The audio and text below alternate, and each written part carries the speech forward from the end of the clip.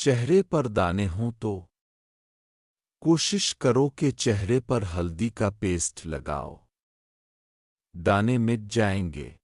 جسم پر موجود زخم کو بھرنے کے لیے بکرے کا گوشت کھایا کریں، بہت مفید ہے۔ دن میں زیادہ بار نہانے سے سر کے بال کمزوری کا شکار ہو جایا کرتے ہیں۔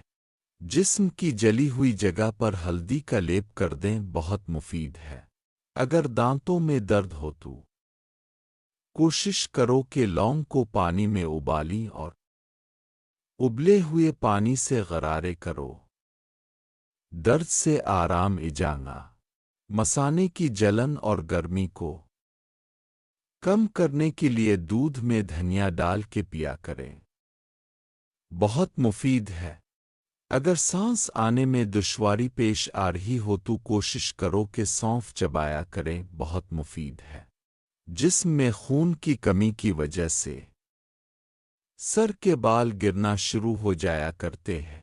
پتھری کا مسئلہ ہو تو کوشش کرو کہ پانی میں لیموں نچوڑ کے پیا کریں، بہت مفید ہے۔ رات کو سونے سے پہلے کوشش کرو کہ منہ پر گلاب کا عرق لگایا کریں، چہرہ نرم ہو جایا کرتا ہے۔ کوشش کیا کریں کہ گرمیوں کے موسم میں جتنا ہو سکے گرمی سے بچا کریں، کیونکہ گرمیوں میں بیمار ہونے کا خطرہ زیادہ ہوتا ہے۔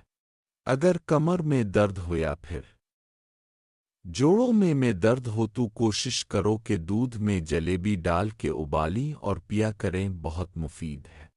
گرمیوں میں کالے رنگ کے کپڑے پہننے سے گرمی کی شدت بڑھ جایا کرتی ہے۔ زیتون کا تیل ناف میں ڈالنے سے جسم کی چربی کم ہو جایا کرتی ہے۔ شہد والا دودھ پینے سے جسم تندرست رہتا ہے۔ چھوٹے بچوں کی ناف میں ناریل کا تیل ڈالنے سے بچوں کی عقل میں اضافہ ہوتا ہے۔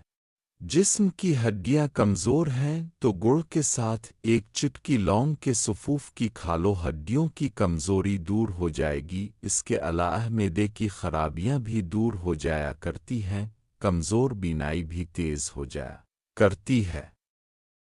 اس کے علاوہ جن حضرات کا معدہ پتلا ہے تو وہ بھی شہد کی طرح ہو جائے گا، مردانہ کمزوری کو دور کرنے میں بہت فائدہ مند ہے۔